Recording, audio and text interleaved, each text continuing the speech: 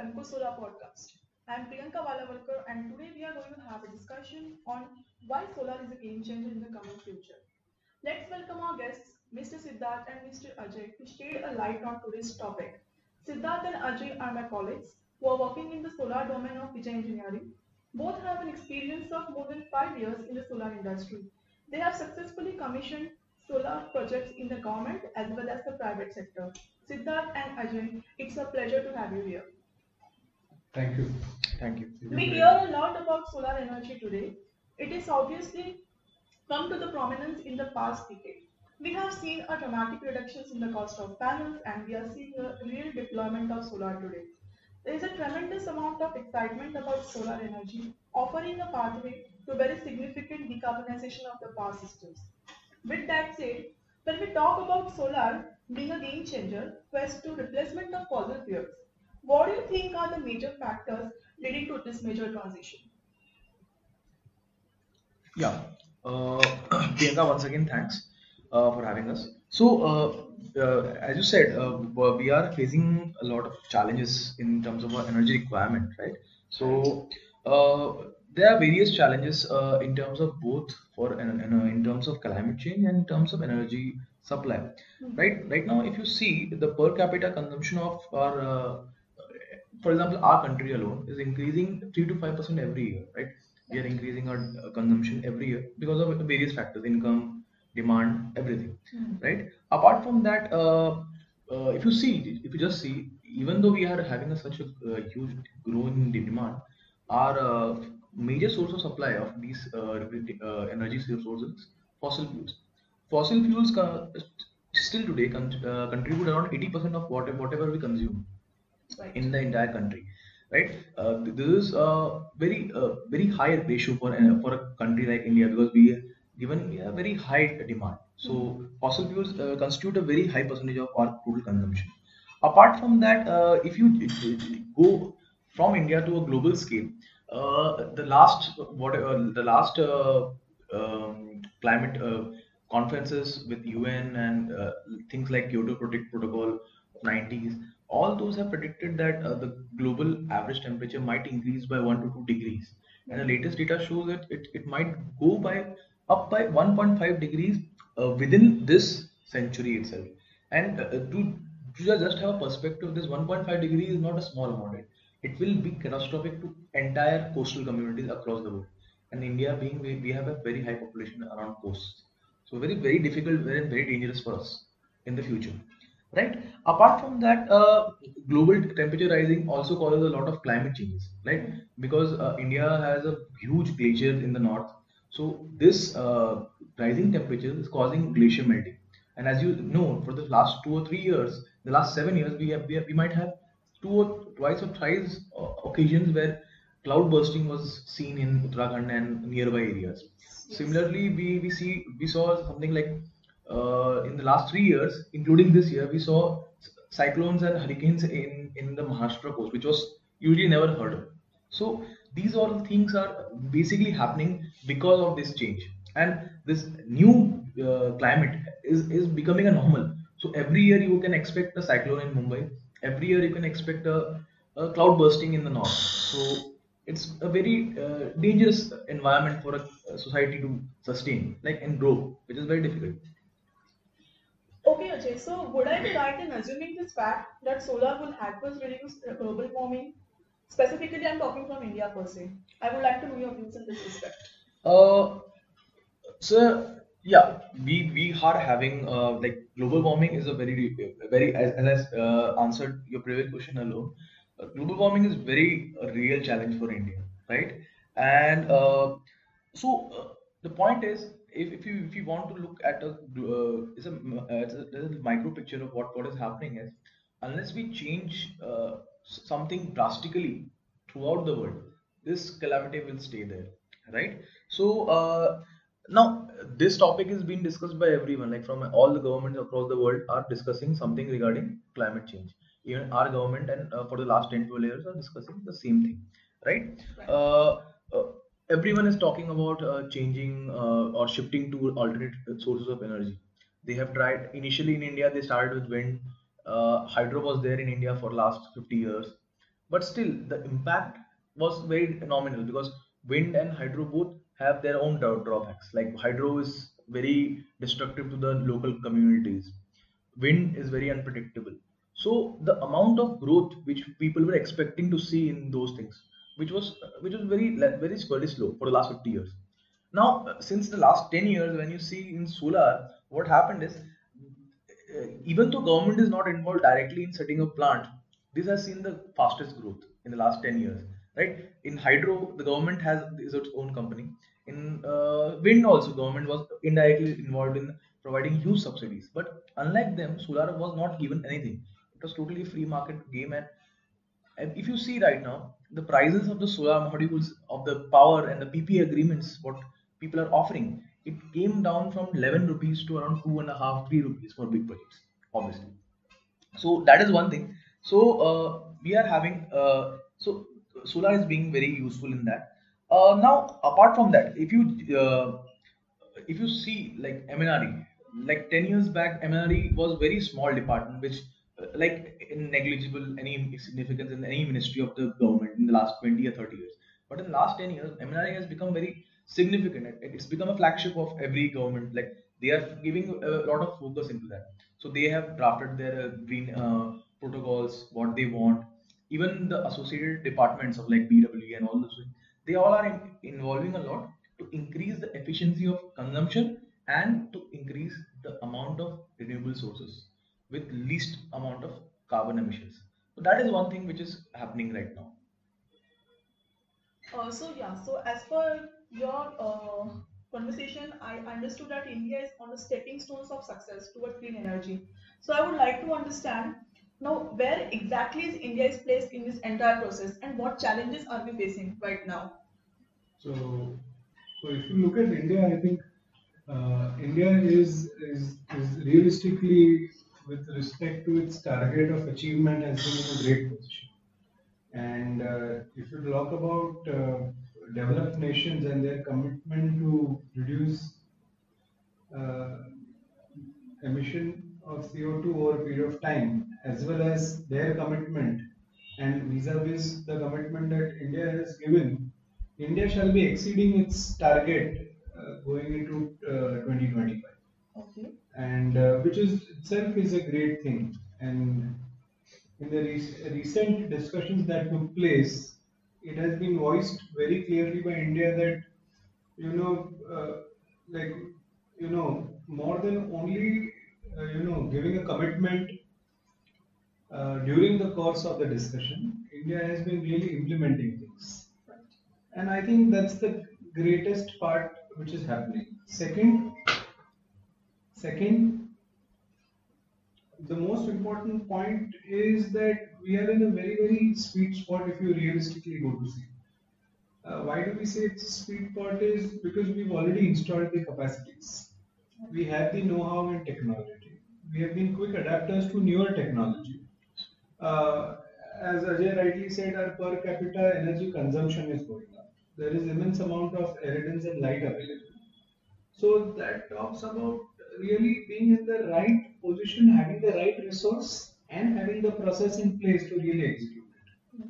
So going ahead, we're talking of solar, being utilized for self-sustenance, solar being utilized for storage over a period of time, solar being a part of the storage system, and solar would be as good as to every household.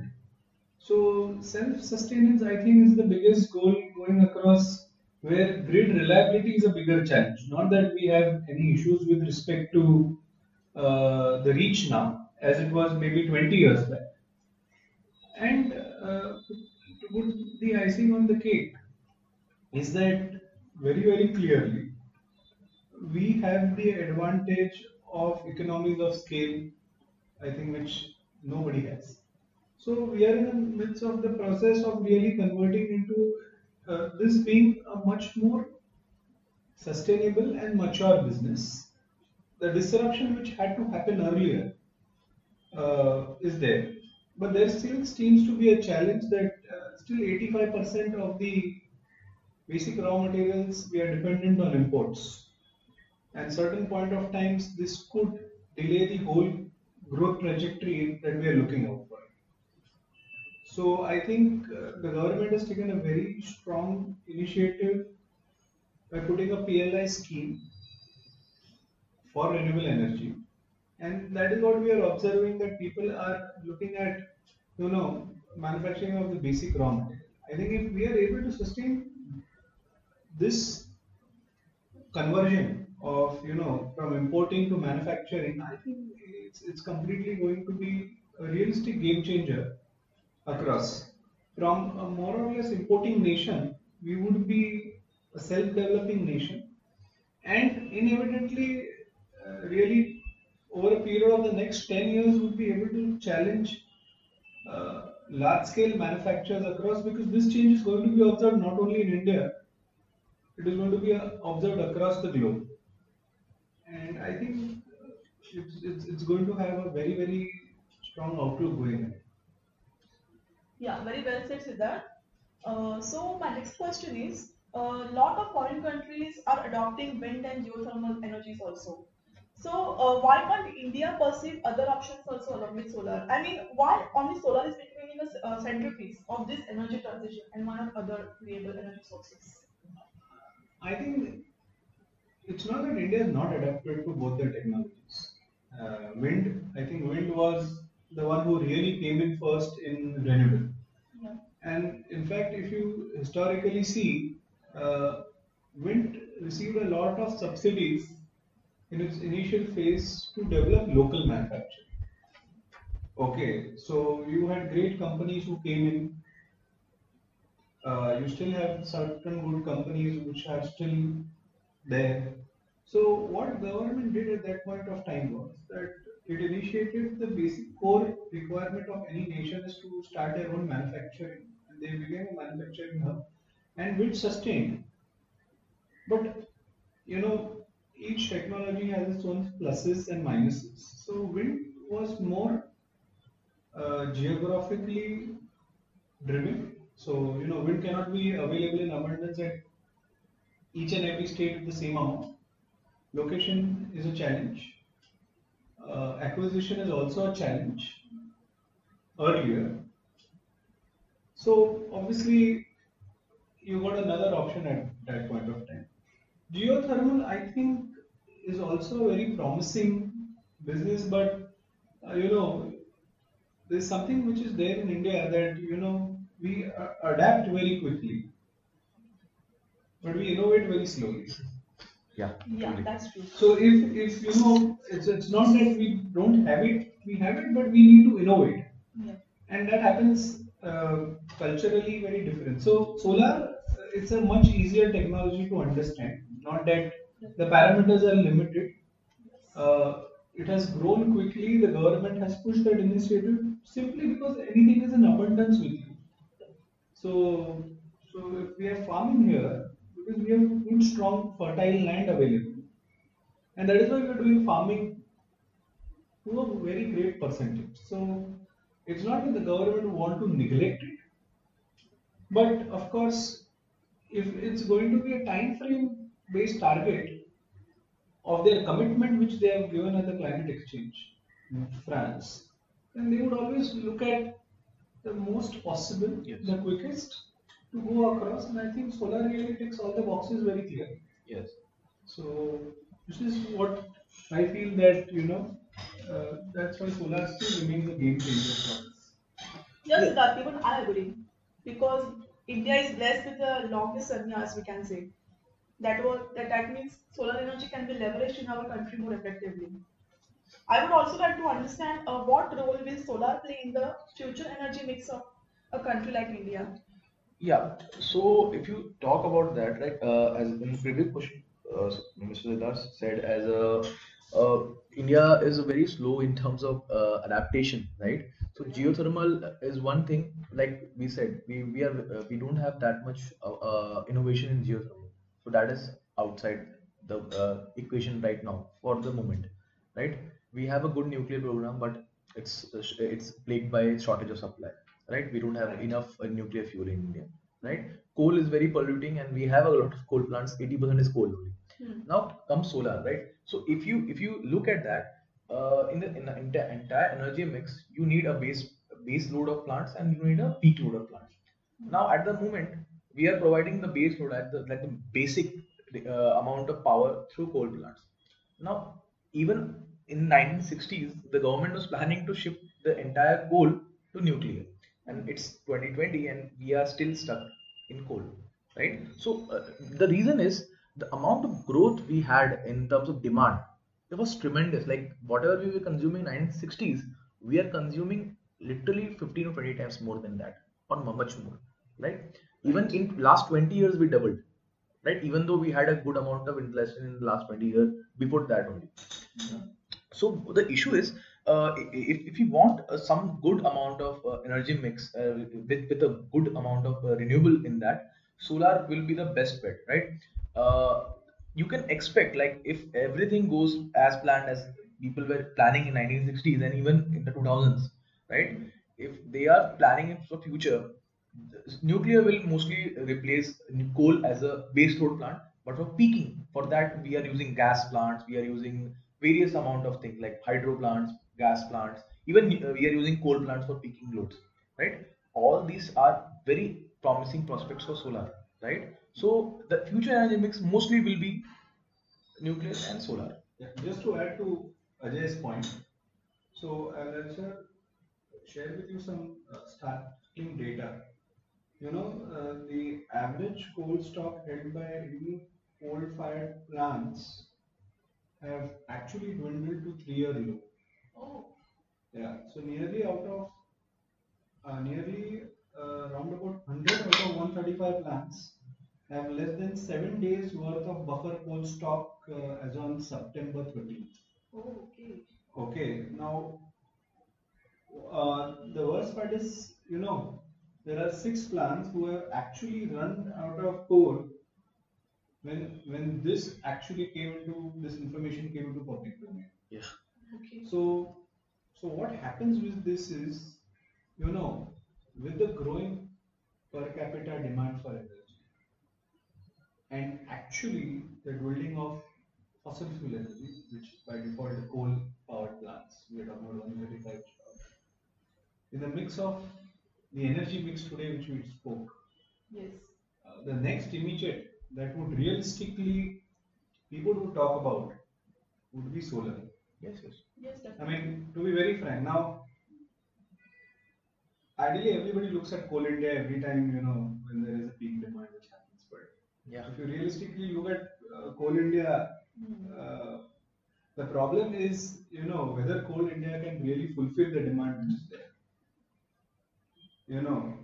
If they are going to be responsible for 80% of the national's domestic production, and if they are not going to be efficient, not that I really look at Coal India not being efficient, they are extremely good organization and they are very effective and efficient. But with the growing demand, I mean, if they are not, so how are you really going to fulfill? Because the demand is going to go up, irrespective of whether Coal India can do it or any organization can do it for that matter. Yes.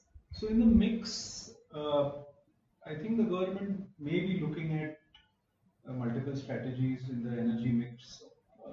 As Ajay said, that at the peak load it is very important. Second, I would look at self-sustenance as we mentioned, where smaller households where reliability is a challenge, they could look at solar, and that's where battery becomes a game changer. Also, which people are talking about storage. Yeah. So it seems to be spoken about as a lethal combination where solar and battery comes into picture. So very very interesting. So yeah, so in the mix of things, it's going to play a very important role. Beautiful, beautiful. Thank you, Siddharth, for sharing your insights. So, Siddharth, I would like to know what is Venco Solar's initiative on educating their partners across the importance of how solar is a game changer. Uh, very very very interesting question, and I think this is a question that really needs to be put across to all the people who are there in the solar industry today.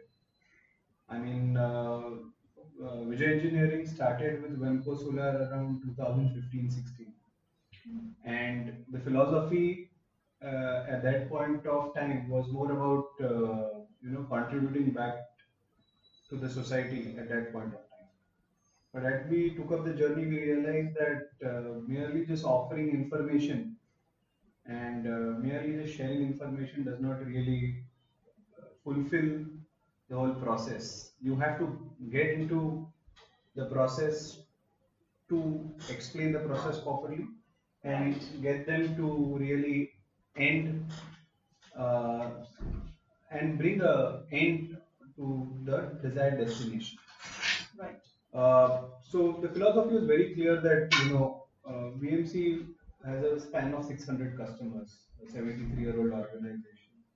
We thought that with the kind of data and the kind of backing we had, it would be a great initiative to first educate the client, evaluate whether there is a possibility of explaining to the client that how we feel that solar is a game changer, how we would make the clients self-sustained, reduce their dependence on fossil fuel energy, and taken ahead.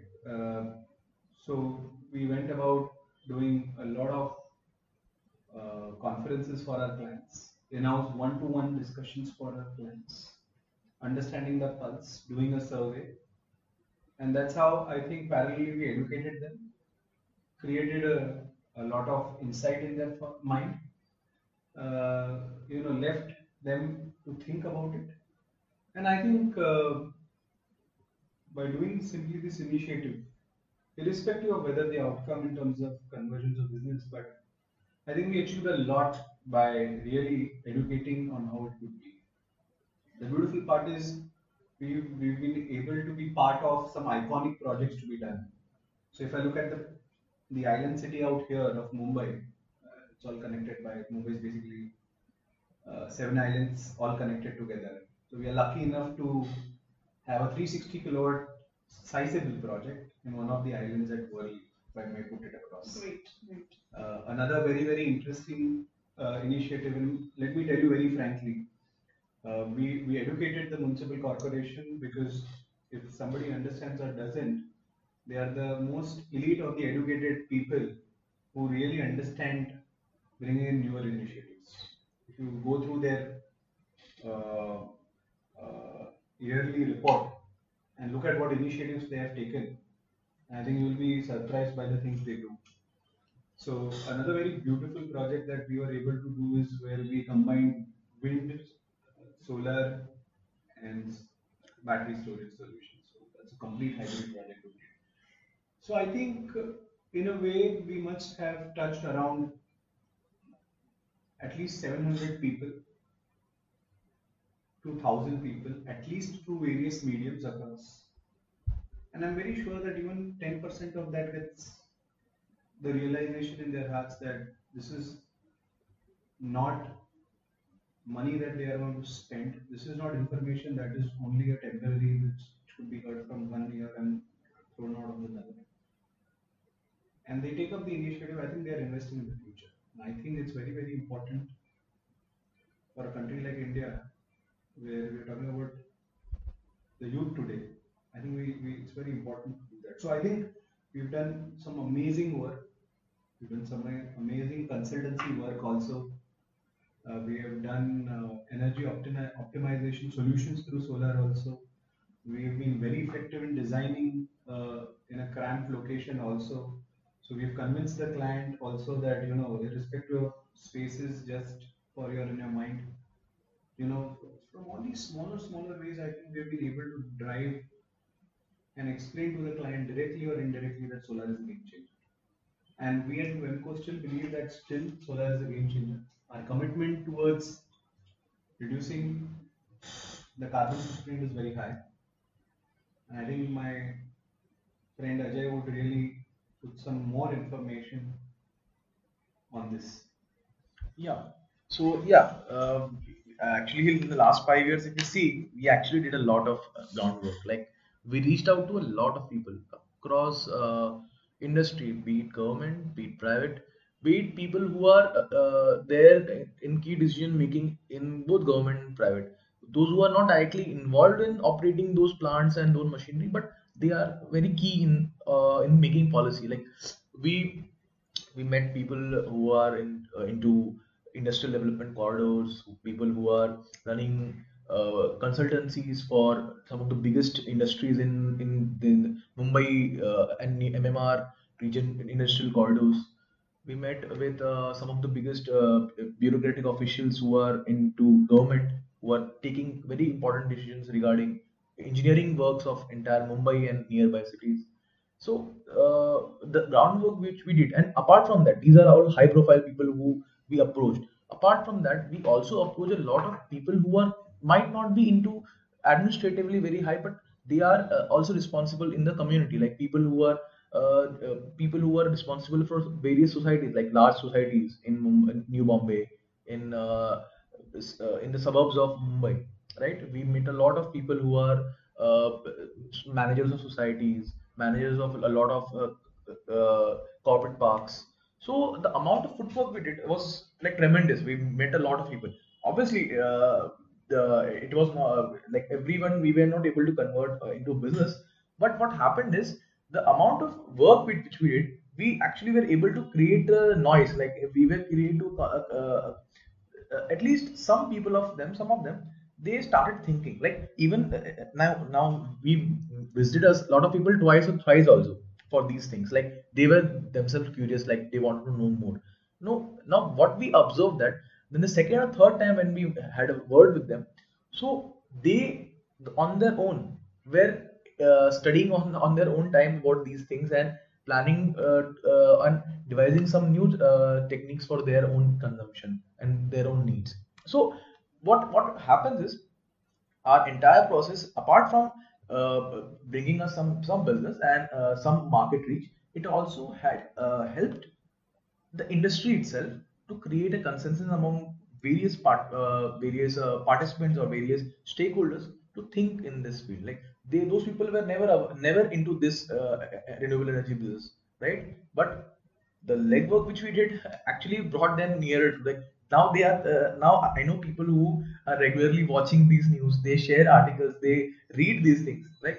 So it's a very good thing like we did. So actually, and we should continue. We are continuing all these things, right? We are all continuously visiting people, meeting them, organizing conferences. Like before COVID, I think we were conducting 2 or 3 conferences across the MMR industrial region alone, right? And the sole purpose was to interact with the client. And all these people, most of them we know through our different businesses of electromechanical works which we do. But apart from that, also met a lot of new people, because some people might not be our clients because they don't need a lot of electromechanical works, or they might be fulfilling the requirement from someone else. But because this was something which we are offering new in those sectors, in those areas, a lot of people started coming. We met a lot of people. That's what a great experience. And one thing I have to add, when you meet people in the industry who are running some plants and operating some big government facility, if you realize that the amount of information we shared, we got a lot in terms of user experience, which we were never aware. Like we got to know a lot of about what parameters of power consumption they were consuming and what amount of we were able to give them. And then combined, when we analyze all these things, we had a better picture of how industry was consuming power, how different industries were consuming different amount of power. It was quite a good experience actually, and this process should continue. We are all aware of how the conventional sources of energy are exhaustible and have an adverse effect on nature. Just now we discussed about the coal. Therefore, it is high time that we switch on to a form of energy that detoxifies nature and serves humanity till eternity. Solar energy is the best form of renewable energy we have today and can be considered as the fuel of the future. Siddharth and Ajay, thank you for being here today and having an insightful conversation with us. To all my listeners, thanks for listening to this episode of Ramco Solar Podcast. We hope you enjoyed it. Please be sure to subscribe so that we can join you again. And if you appreciate the show, please jump over to iTunes and give us some stars. Thank you. Bye bye.